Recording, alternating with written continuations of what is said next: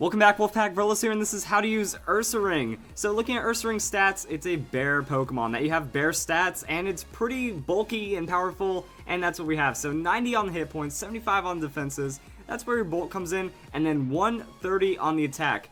You're getting mauled to the face with its face and its claws, and it's going to tear you apart, and 75 special attack.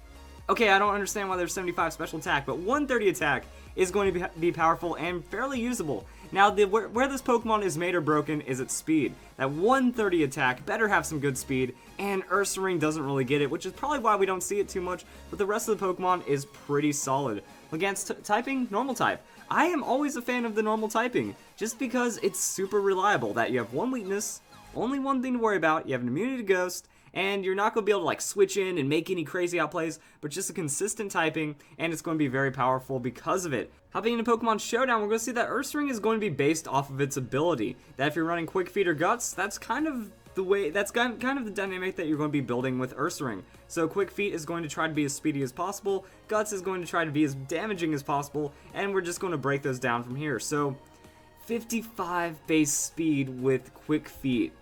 I don't think it's that good, because 117 speed at level 50, and if we go and bump it up to level 100, with that Jolly Nature, you're not getting outspeeds. At 229 times 1.5, you're barely outspeeding like anything. That you at least get to outspeed base 100 Pokemon that are running Jolly or Timid, but that still doesn't say much. So you're not going to be the most fast Pokemon, and also you're giving up a lot of offensive power. That instead of running Adamant, that 130 attack really wants to have some Adamant behind it.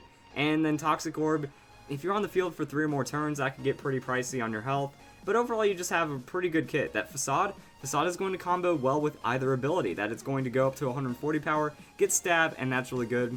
Close Combat, since you're really just trying to be the fastest thing, you can find a lot of damage. Now, unfortunately, when you're running Jolly, Close Combat isn't even going to KO Mega Kangaskhan, so that could be a bit of a problem. Crunch, that goes really nice with having a normal and a fighting coverage, so Crunch is going to be pretty solid. And then you can kind of run whatever here. That Ursaring does have a couple of other moves we'll talk about. I like the idea of Ice Punch, just generic Dragon Killer, and then we also have the option for Protect. That Protect is going to be a lot safer. If you get status before your Toxic Orb goes off, say if you get burned specifically, that could be a big problem. So Protect might be a little more needed on the Quick Feet set. But overall, I feel that Quick Feet is the weaker of the sets, because when we have Guts is just too darn powerful. 50% more attack, ignores burn having the physical damage, so you don't even need to worry too much. You can get Toxic, Guts is still going to apply, you can be asleep, doesn't really make much sense unless you're going for like a Rest Talk set.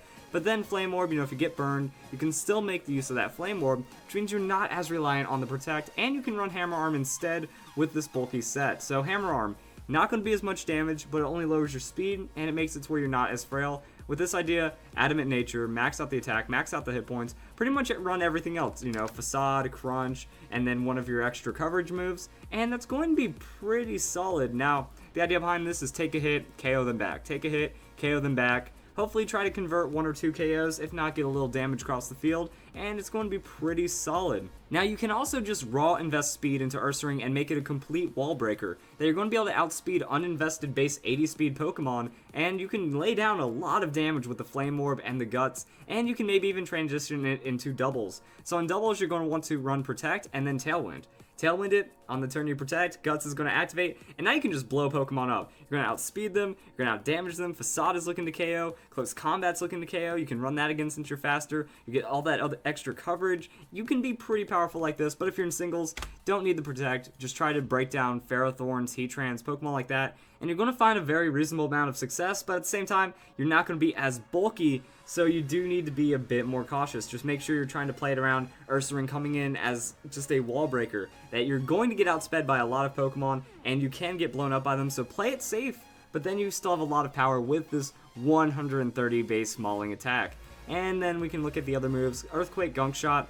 These are the other little tech moves. Gunk Shot's going to be your Fairy Killer. Earthquake, that's good in doubles. It's also good for breaking down other Pokemon. But at the same time, for Steel types and Rock types, you do have your Close Combats and Hammer Arms. So just these are things to consider. You do also get access to Play Rough. However, I feel Play Rough, it's just not a good thing on Ursaring. That with Facade, say Play Rough is hitting super effective, a neutral Facade when status is going to be more damage in the end unless it's resisted, but then you wouldn't be using resisted move anyways. It's just weird like that. So I hope you guys enjoyed this video. That is how we use Ursaring in Omega Ruby and Alpha Sapphire, and I hope you all have a nice day.